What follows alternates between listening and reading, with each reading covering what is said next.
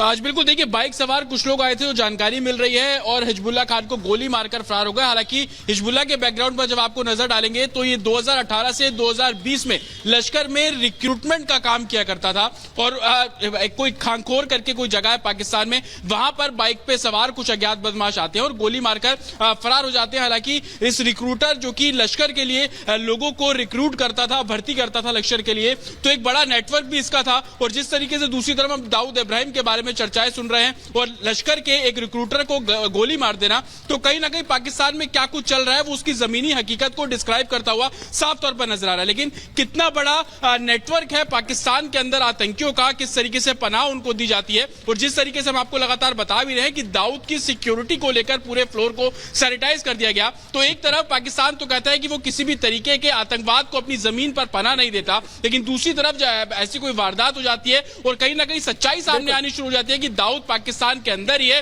White house उसने proper वहां पर बनाया हुआ था और वहां से उसको जहर दे दिया गया। जतिन, अहम जानकारी दे रहे हैं आप। दरअसल जो पूरे पाकिस्तान में हलचल बढ़ी हुई, सीधे रुख करते न्यूज रूम में अनामिका पांडे का।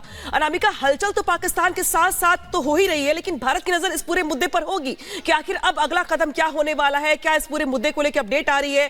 क्योंकि एक तरीके से भारत के जो दुश्मन थे उनका सफाया भी हो रहा है, लेकिन पाकिस्तान में चूंकि हलचल है तो नजर भारत की भी होगी।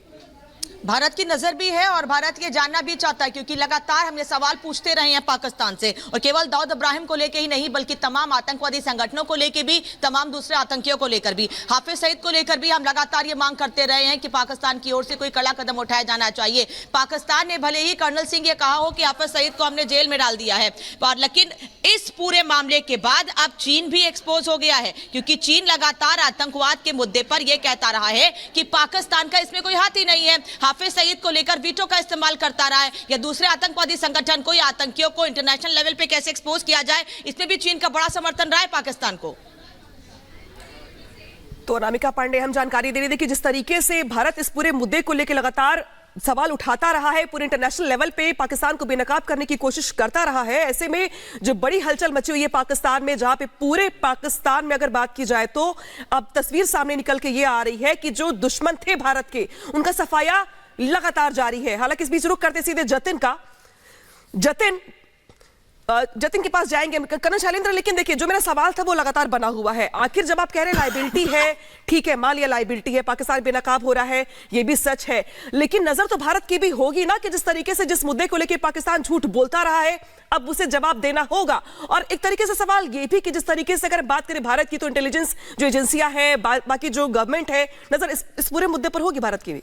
देखिए, जब आप बात करते हैं कि जवाब देना होगा, मेरे से ले लीजिए जवाब। अभी जवाब यह होगा कि वो वहां अभी भी नहीं है, वो किसी हॉस्पिटल में नहीं है। कंफर्मेशन तो कोई करेगा नहीं, ऑफिशियल कैसे कर देगा? उनका फॉरेन मिनिस्टर बोलेगा कि हाँ जी ये बंदा हमारे पास है। अभी भी इंतजार है ऑफिशियल होने का, कुछ लगता है गुंजाइश बची हुई? सवाल ही नहीं उठता, वो मरने का सिर्फ आएगा, वो भी उसकी फैमिली के पॉइंट ऑफ व्यू से, अदरवाइज इसके अलावा और कोई नहीं आएगा। ये प्राइवेट अफेयर हो जाएगा, ऐसा समझा जाएगा। सबसे बड़ी बात जो आप बात करें हबीबुल्लाह की, आपने जो बात करी है, हबीबुल्लाह ने ऐसा क्या अच्छा काम किया सिवाय रिक्रूटमेंट के?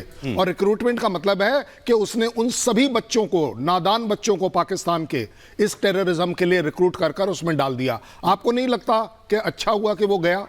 पाकिस्तान के लिए बोल रहा हूं।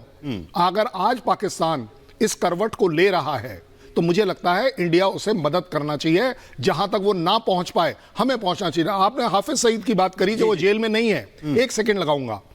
वो जेल में नहीं है,